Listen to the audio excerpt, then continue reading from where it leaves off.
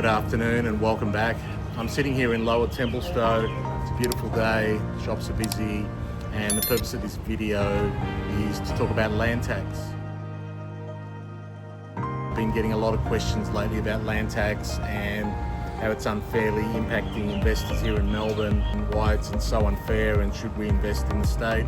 Well, it'll surprise you to know that I believe land tax is actually the fairest tax of all the taxes. It's definitely the fairest tax, but it's been disproportionately implemented upon the population, and thus lies the problem. It's also a tax that is implemented by the state government, and the reason for that is because the state government finds it difficult raising tax through stamp duty and payroll taxes. I'll specifically give you an example in relation to the property behind me. It's a commercial petrol station, an Ampol petrol station.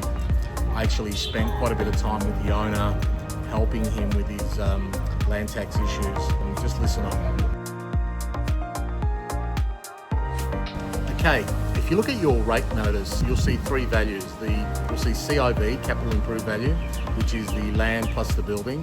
You'll see SV, which is site value, which is the unencumbered value of the land that the building is sitting on.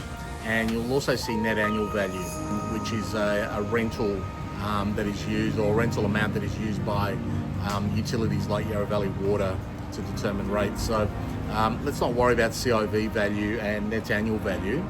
Let's just talk about site value. So the site value assessment, the value that you see on your rate notice, is determined by the municipal valuers. And the municipal valuers are governed by the Valuation of Land Act.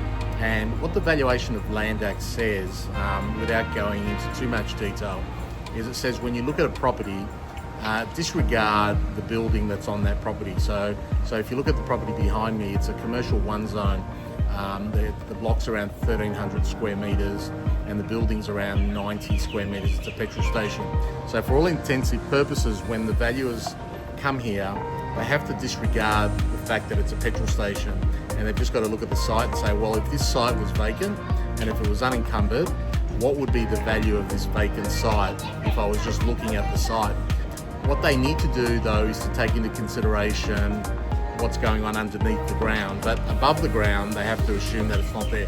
If it was a heritage listed, not heritage overlay, but it was heritage listed, or if it had a building order, a demolition order that was refused by the council, then in that particular case that would need to take into consideration the building. Otherwise they just dismiss the fact that there's a building on there. So once they do that, they then have to consider, well, what's the highest and best use? So this particular one, what the valuers decided was that the highest and best use for this site is a development site, a multi-storey development. Having said that, the site is unlikely to ever be a development site because it has a very long lease to Ampol, and the lease is so long that no one's ever going to consider using it as a development site until the lease runs out. So that's the crazy thing about land tax, is that the value that's applied to the land, the underlying land, is a value that is related to a use that's never going to happen or unlikely to happen. And the case behind me is a perfect example. So, and therein lies problems. I've got another petrol station, a similar type, in Camberwell, where the underlying land is zoned residential. So there you have what's called non-conforming use. So the use doesn't conform to the zoning. And what you have there is the same situation where the municipal valuers have to take into consideration the value of that site, assuming the building wasn't there. The lease has to be dismissed, so you've got to assume there's no lease.